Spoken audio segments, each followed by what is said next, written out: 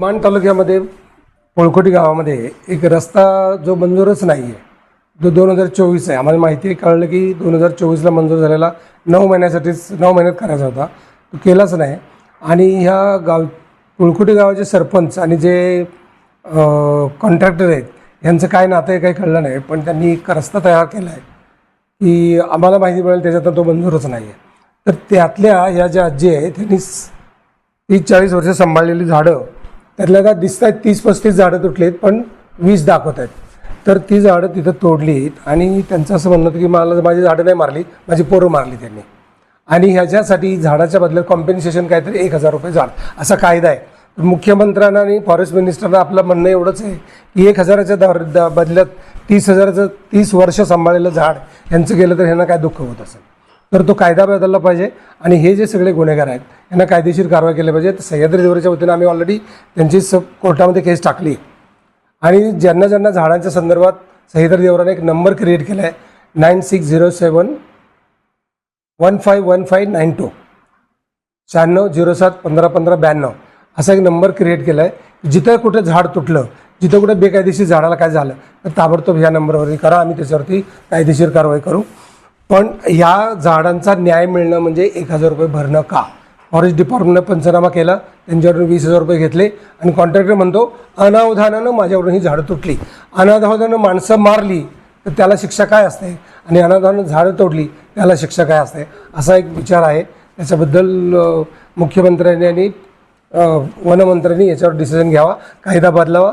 1000 दंड ही काही खरा कायदा नाही, तो कधी सालचा होता कायदा, तो लवकरात लवकर बदलावा अशी इच्छा. उत्पन्न मिळत होतं 50-60 वर्षाला. त्या दिवशी जाऊन माणसं आली तर शिच पाडलेली माघारी आली माणसं येतात. आणि ती माणसं नातेवाईक माणूस म्हणतो आमच्याकडे चुकून राहिले, मी माफी मागाय आलोय. मी म्हटलं आमच्या घरावर नांगोर फिरवला, कशाची माफी मागते म्हटलं, पाहुणा आहेच म्हणून निघून गेला.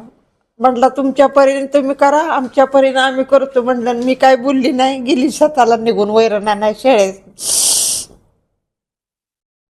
सरपंचाला बी जाऊन ग्रामपंचायतीत बोलली, काय केलंच म्हटलं, नुदान सूचना तर द्यायची, माझा नातू नाही इथं म्हणून. तर म्हटलं मला ठाऊ नाही, मी स्वतःला गेलो नाही, तर माझ्या घरी या, तुझ्या घरी ये, मला पाय नाही तर म्हटलं तू ये माझ्या घरी, तू झाडं तोडायला गेला होता म्हणून. मी त्यांना लिगली नोटीस पाठवलं होतं वन विभागाला. त्याच्यानंतर ते कंत्राटदार आले माझ्याजवळ, बोलतात की जे काय असेल ते आपण बोलून बसून मिटूया, कशाला विषय वाढवतोय तू, आणि झाली माझ्याकडून चूक बोलतो, झाली चूक बोलली, आता ह्याच्यासाठी काय मी फास घेऊ का, हे अशी वाक्य वापरतात. आणि माझ्या घरच्यांना किंवा माझ्या रिलेटिव्हला जे आणि जो कोणी मला मदत करेल त्याला धमकवण्याचा प्रयत्न वगैरे हे असं चालू आहे ह्यांचं. किंवा जर त्यांना असं वाटत असेल की ह्यांच्या धमक्याने आम्ही शांत बसणार आहे, तर तसं नाही आहे. ही लढाई आमची कुठल्या पैशासाठी नाही आहे, ही आमची लढाई फक्त त्या झाडांसाठी आहे. कारण माझं स्वतःचं बालपण गेलेलं आहे, माझं वय 36 आहे, माझं पूर्ण बालपण तिथं गेलेलं आहे. कारण उन्हाळ्याच्या सुट्टीमध्ये आमचं जाणं, तिथं बसणं, त्या झाडांच्या खाली मजा करणं, ते सूरपारंब्या खेळणे वगैरे, ह्या सर्व आठवणी आहेत आमच्या त्या झाडांच्या खाली. त्या झाडांचं दुःख एवढं झाले ना की ते पैशामध्ये आम्ही तोलू शकत नाही. फक्त लढा आमचा ह्याच्यासाठीच आहे की जे आमची झाडं तोडलेली आहेत त्याचा व्यवस्थित न्याय व्हावा, आम्हाला न्याय भेटावा. आम्ही गरीब आहे म्हणून आमच्यावरती कोणी अन्याय करू नये, हेच आमची मागणी आहे बस.